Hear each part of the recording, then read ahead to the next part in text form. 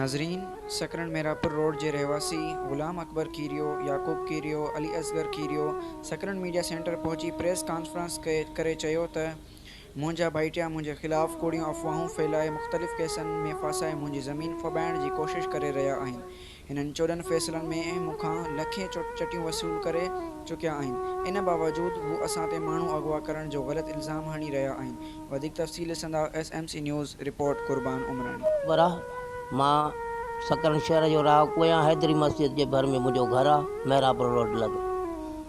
अर्ज़ु ही आहे त मूं 2005 में पंहिंजे भाउ खां ज़मीन ख़रीद कई हुई, जेका मौजूद माण्हुनि जे रूबरू सौदो थियो, जेके एग्रीमेंटूं मूं लिखाए वरितियूं। जंहिंखां पोइ मुंहिंजो भाउ फोत थी वियो।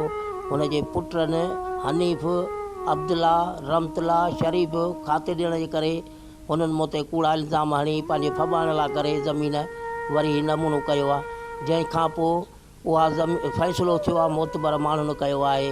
रईस ताज मोहम्मद आहे, रईस बिलावल खान आहे, रईस रशीद आहे, बचल साहब आहे। असांजी कीरिया बिरादरीअ फ़ैसिलो कयो रईस ग़ुलाम मोहम्मद चेयरमैन जे उताग में। जेको फ़ैसिलो थियो त बाबा हिननि खे हाणे 5 लख रुपया बि ॾे ऐं साख बि ॾे। उहा 5 लख बि जमा कराए ऐं साख बि ॾिनमि। 500 माण्हुनि जे रूबरू मूंखां साख वरिती वई आहे। हाणे ज़मीन फबाइण लाइ करे कूड़ा ड्रामा पिया ठाहिनि, जेके 4 5 ई ॿाहिरि पंहिंजा गुम कयो ऐं चवनि पिया त असांखे सतार साहब ॿधायो आहे या फलाणी कयो आहे, फलाणी कयो आहे। सतार साहब असांजे फ़ैसिले में हो ई कोन को, जॾहिं फ़ैसिलो ई असांजी बिरादर कयो आहे पंहिंजे पाड़े वारनि, ऐं उन्हनि खे बि बदनाम करण लाइ, मौजूद माण्हुनि खे करण लाइ बि प्रेस कॉन्फ्रेंस करे ऐं उन्हनि खे मायूं पंहिंजूं ब्लैकमेल करे इस्तेमालु कयो। हीउ कमु जेको कयो पियो वञे, कंहिं बि मौजूद माण्हू वटि जेकॾहिं फ़ैसिलो कराइणु चाहिनि था त असीं करणु ॾियण लाइ तयारु आहियूं। हर ॻाल्हि लाइ असीं ॿधियलु आहियूं। ऐं जेके बि ही छोकिरा चवनि था त असांजा ॿधा विया आहिनि, हीअ जेके सभु जेके आहिनि से पंहिंजे हथ सां पाण गुम कया विया आहिनि। असां वटि का बि सबूत जा प्रूफ जो कोन अथनि। हीअ जेके आहिनि से असां वटि हिननि जो न को नालो न को निशान, जेका ज़मीनूं असांजूं आहिनि, ज़मीनूं आहिनि से असांजे नाले आहिनि। हिननि जी का बि शइ कान्हे, यामीन जे नाले का बि शइ कान्हे, न यामीन जे नाले आहे, न ममताज़ जे नाले आहे। ऐं असां ते कूड़ा केस बि आहिनि जेके हींअर कोर्ट में हलंदड़ आहिनि, शीशनि में।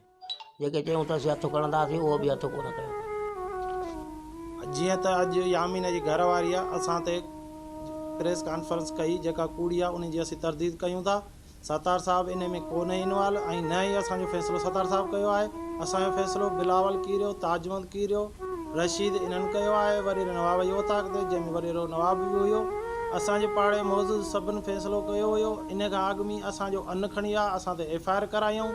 कूड़ा इल्ज़ाम हींअर हणी चटियूं ॾिनऊं। हाणे वरी चवंदा त जेको आहे सो चाचे अकबर बनी वरिती हिन अलवराए खां, उहो उन खां कसम वरितऊं, 5 लख रुपया चटी वरितऊं। हाणे उहा बनी फबाइण जे करे उहा नथा रजिस्ट्री ॾियनि ऐं चवनि था त जेको आहे सो असांजी 4 एकड़ बनी आहे, जॾहिं त बनीअ जा काग़ज़ आहिनि।